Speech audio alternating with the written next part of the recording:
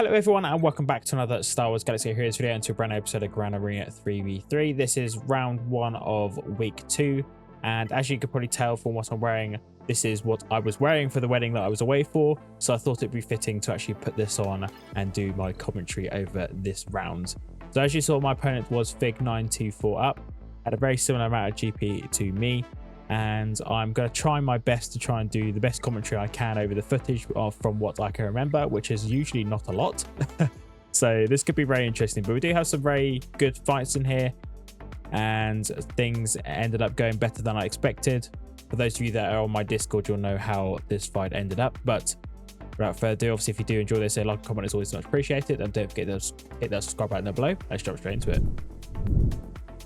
Okay, so first up we have JMK versus Jabba,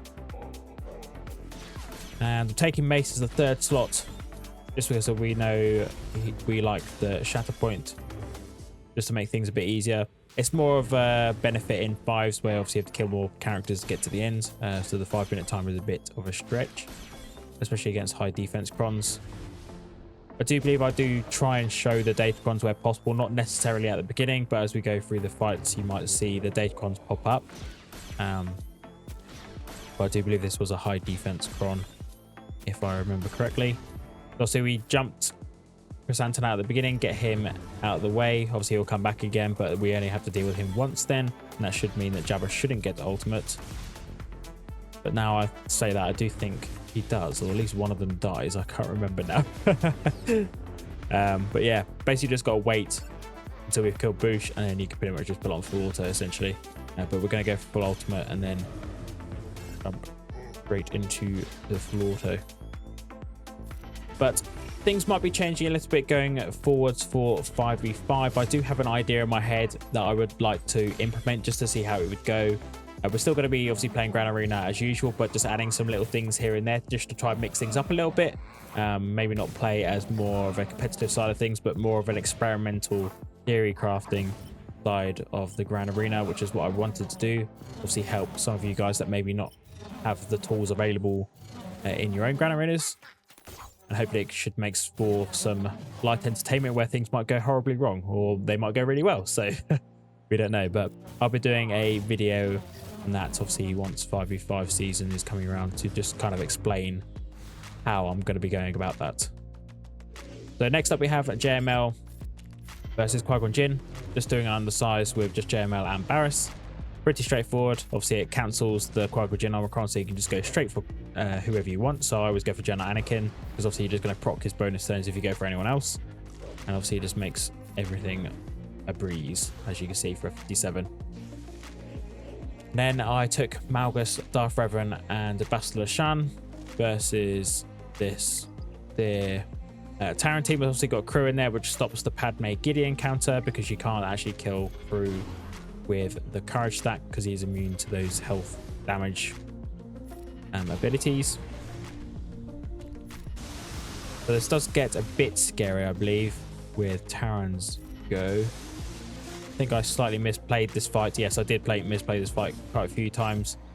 Could have done an AoE, then I wasted the fear at the beginning when they all had tenacity up. Yeah, you might notice a couple of mistakes in this, but even with the mistakes it was relatively straightforward. The only reason I've been using Malgus a lot on offense is because of the fact that we are going to be having a Jedi Knight Cal coming out again, and I imagine a lot of people that I'm going to be facing are going to have him, and Jedi Knight Cal just absolutely blitzes Malgus on defense. So I've just been trying to see what we can do on offense with him, and he is very good on offense as well, as people probably would have guessed. Massive leap there on Taron, didn't kill him.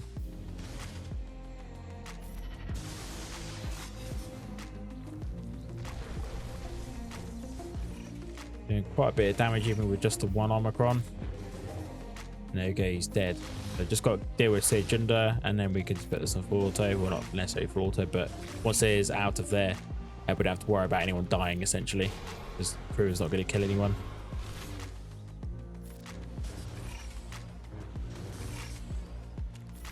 So there we go. I hope everyone is having good drops with the bonus PvE event node thing that we've been getting on.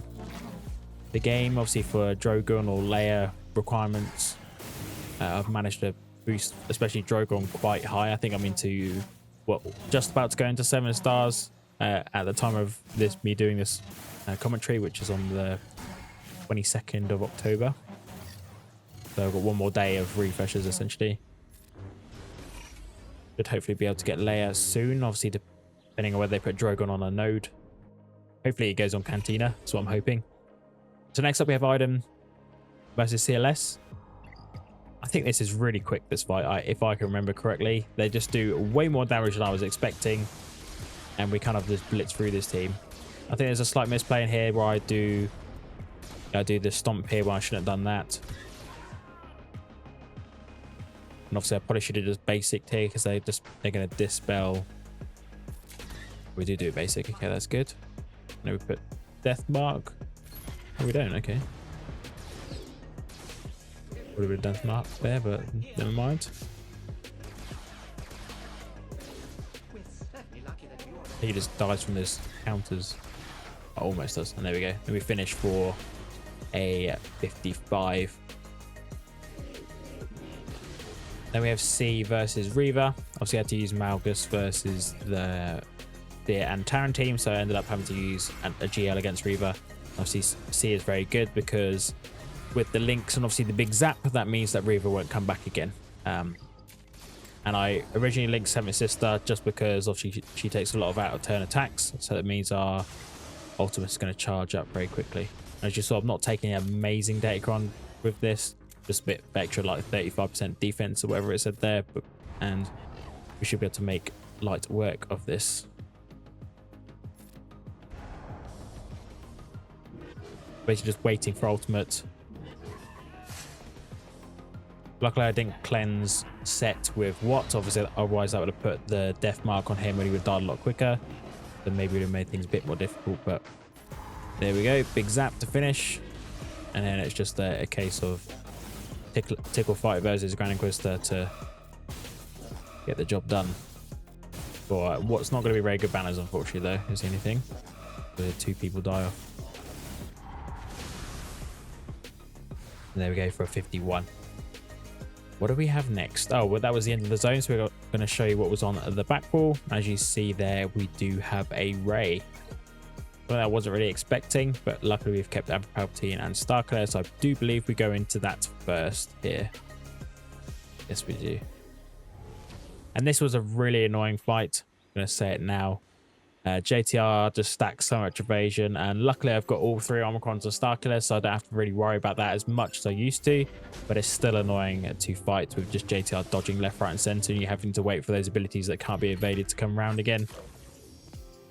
But yeah, most of this fight is actually just fighting against JTR. Killing Rey is not actually a problem, it's just the stacking evasion is the only issue here. Obviously, ever since I got a R8 Starkiller as well, it makes a massive difference to this fight. And I'm using a Datacron with Riposte, so I'm actually hitting under that protection, so I was able to proc the damage unity very quickly. I don't think we get her before ultimate. As you can see, JTR's already starting to dodge quite a bit.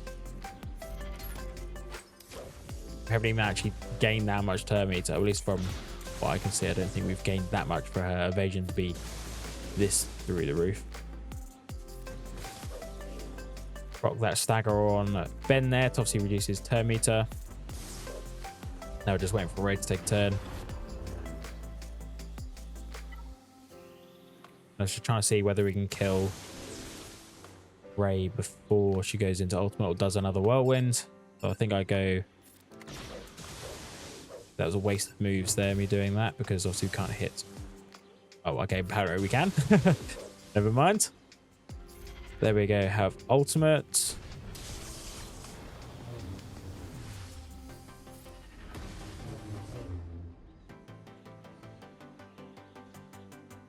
I believe we hit Rey here just to stop me killing Ben, and we throw the AoE out, and then basics finish Rey. And then this is literally just like a couple minutes that I've fast forwarded for killing JTR. because she is a pain when she just dodges left, right, and center. I do feel like a caster at the moment though with my wedding suit on. It'll be like some sort of like esports championships or something I'm commentating over. But as you can see, Rey's been super annoying.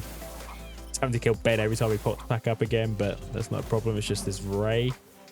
Also, they did have the stacking defense as well, so that makes it even more frustrating to fight.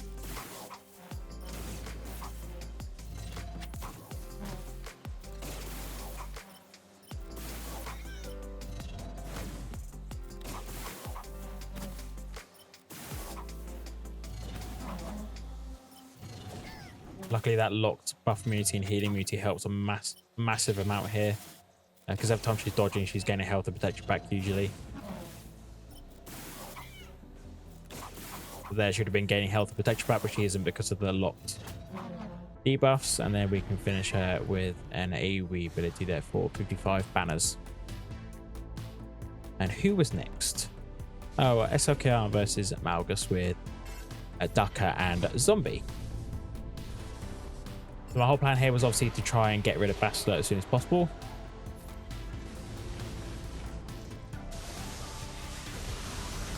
I do believe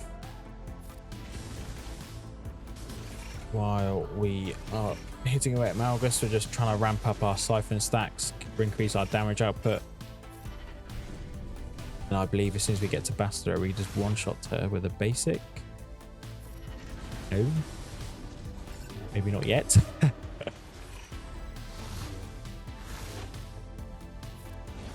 Yeah, there we go for a basic.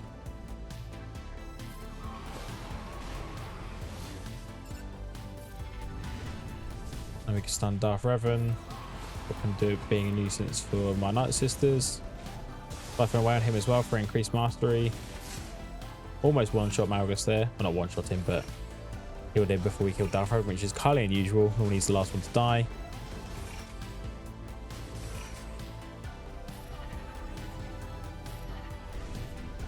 Kill him first, and then all we've got to do is finish off Darth Revan. But there's the Datacron that they were using, and this is the one that I took. Does extra offense and armor pen. Makes a massive difference. So annoying that he managed to steal some banners from me at the end there, but we get a 50. I didn't even show it, but I sure it was like 55, something like that. Realized that was all cut out, but it's fine. So this Salty Droidica and GG team, you can actually use Wampa against if you have a thick enough Wampa. So I'd normally recommend R7 plus. You might be able to get away with a lower relic if you have a good Datacron to go with it, like something with extra health. But for this one, I was using damage.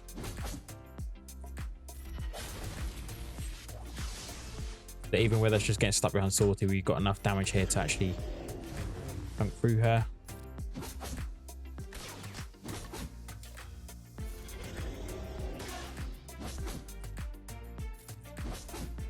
Yeah, almost 180k there. Anyone that's watched my previous video and was wondering why I was getting a bit mad when I wasn't hitting for Leia very much, this is why. Because I'm so used to seeing Wampa hit above 100k on hits.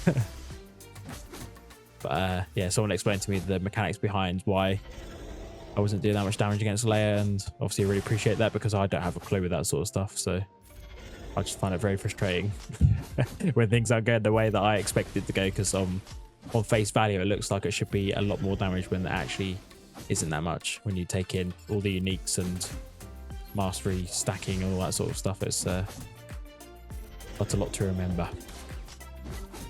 Just got to kill Salty now. Lost it first time I put it on auto, and second hit we kill her. So now I'm taking Padme, Aayla and Gideon. I do believe this is with my Aayla Cron against a Warrior, Chieftain and BobaSoJ Django team.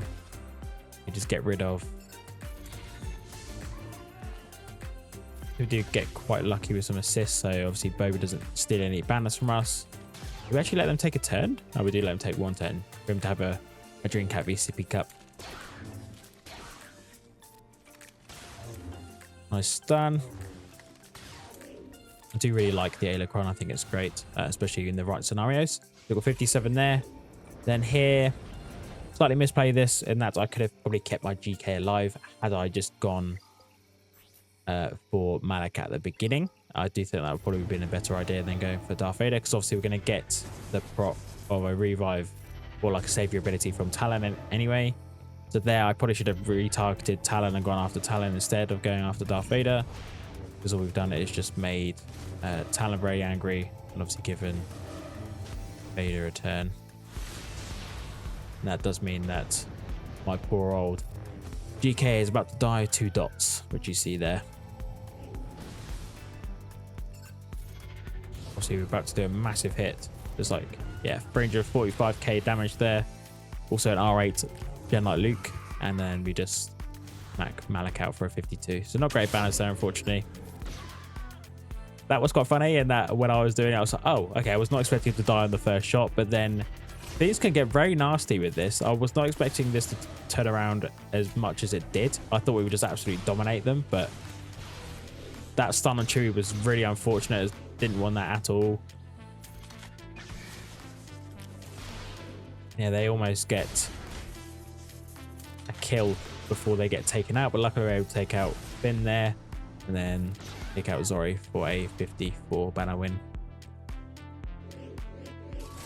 Now for a pretty standard counter versus Raddus, you guys probably would have seen this a lot, which is of course Boss, Grief and Mando versus Raddus, K2 and Jin even. Whole idea is obviously just get the contract and then annihilate Raddus because he can't come back from the terminatability, whatever it's called. And obviously with Bounty Hunter Resolve, we can just go around that and kill Raddus. There we go. He's not coming back.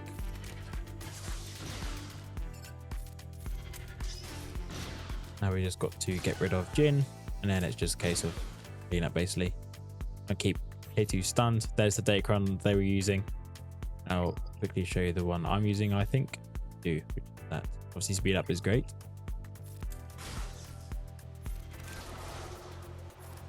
I believe we do get Annihilate on K2 at the end. Yeah, we do. There we go for another 57 banner win. And I think we're getting into the back wall now, which we are. We can see what fleets we have. As you can see, pretty standard fleets for what you normally see on defense at the moment. Attacker Exec and obviously Leviathan. We're taking Revert versus Newt.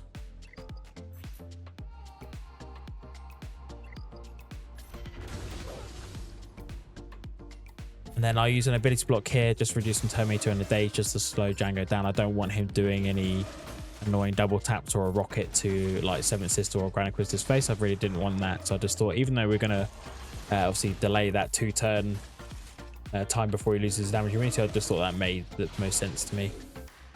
Make sure he was dazed as well for double taps and stuff like that.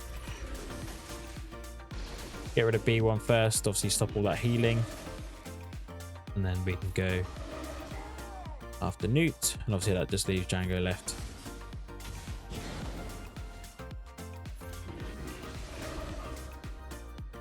Don't think we're able to get.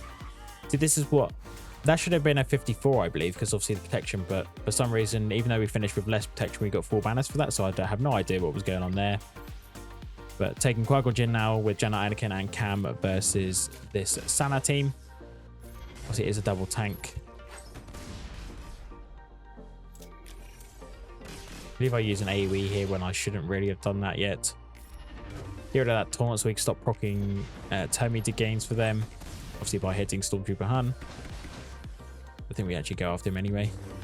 269k hit there.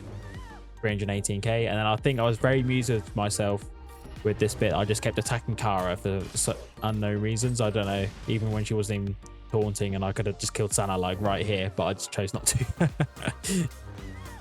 Yeah, just keep smacking her in the face. This 280k a hit is quite amusing. I think I was kind of hoping that they were going to kill off Qui-Gon so they got more banners, but eventually I think we obviously just killed Cara without having potency up, so she didn't come back again. We only got 53 there, unfortunately. No, it's CLS Chewpio and C3 versus this kind of like leftover Inquisitor squad. A great squad. If I had saved Wampa to use that against this, very easy counter for him. I think even like SWGOH solo can beat this. I'm not really sure, but I know it's not a optimal team, of course, because Inquisitors are only actually really good with Reva or Grand Inquisitor in there. If they're not there, you're gonna struggle basically.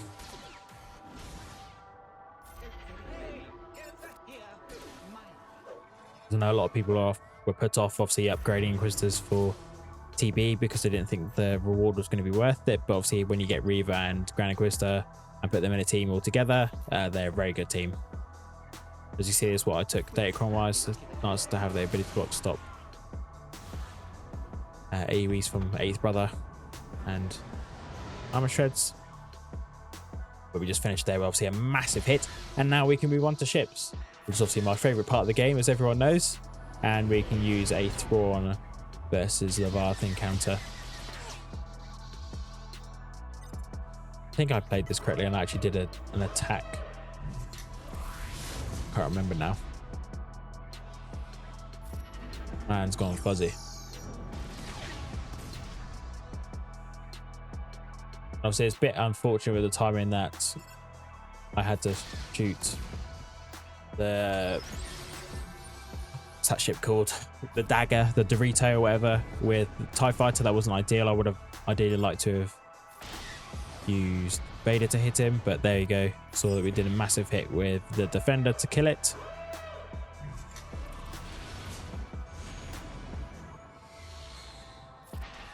Obviously, next target is to try and go after Sith Fighter when we can. I think I call in Interceptor here just for the buff dispel, just to make things a bit easier for myself, even though the ship's going to die, because then we can target, as you can see here, Sith Assassin. Almost got the one shot there, but then Defender follows up for a finish. Now we can go after Malgus's ship. Now we can annihilate Marauder, heal up TIE Defender. That's one death on Malgus, and there we go for a second one, and we got a 68 banner win there. Then we have Profanity versus Executor or Executor. I always call in Hans Falcon to assist onto IG, just so we can get rid of one of the attackers, because it's not really worth risk of doing the dispel of the stealth onto Xanadu and then hoping for counters basically, or assist I should say. But this obviously can go very wrong if Y-Wing dies, which does unfortunately happen, as you saw there. But sometimes Xanadu cannot double tap, or when Xanadu takes his turn, he targets someone else, and that means your Y-Wing survives. If Y-Wing survives, obviously it's great for banners. If he doesn't, you can still get a win with obviously the Phantom and Ghost as backup if you need it. Obviously, usually I probably would have killed Xanadu Blood by now. Had to clear that mark off of my Hans Falcon because I did not want that on there at all. So because I do need him to survive. And I just decided, obviously, because Y-Wing is dead, I'll call in Ghost. Most of the time I end up calling in Ghost anyway, even if Y-Wing survives. Just makes things a bit easier. You get a cleanse off there. Then we just got to deal with the rest and hopefully try and get full banners if we can with what we have on the board. Well, not full banners obviously because we lost Y-Wing, but full banners with other protection for the ships that we do have there. Basically just waiting for ultimate at this point.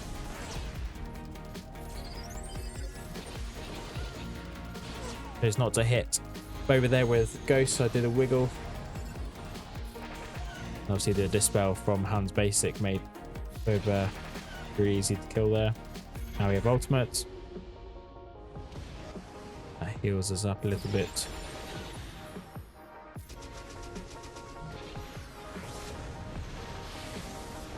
Luckily we got damage immunity on Phantom there. And then I believe this is the end for 72, I believe we get here. So -3 because of missing Y-Wing. Yeah, 72, that would have been a 75 if Y-Wing had survived.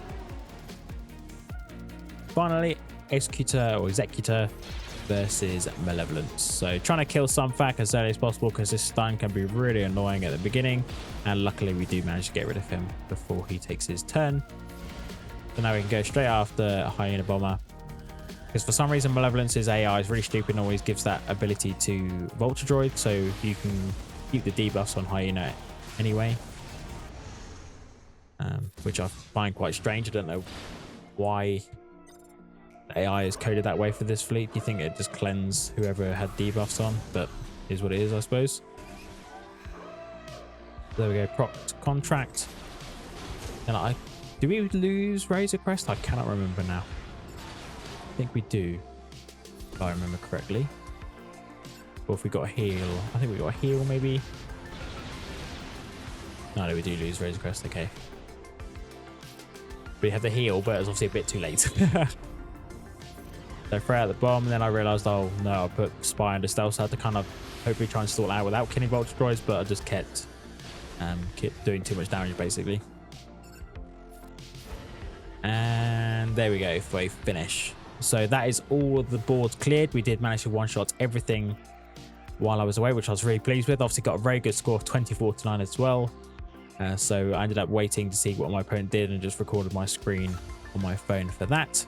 And as you're about to see, my opponent only did one fight for 12 banners. They literally went in, attacked my Rey, lost once, and then decided they weren't going to bother with the rest of the board, because I'm assuming they just saw that I'd one-shot their whole board and then decided not to worry about recovering or trying to be really efficient in order to get the win. So very nice win, obviously, to start off the week that we're having at the moment. Obviously, that didn't really turn out for my opponent as much probably as they wanted or expected, but we shall leave that there. Obviously, thank you guys for watching, and I shall catch you in the next one.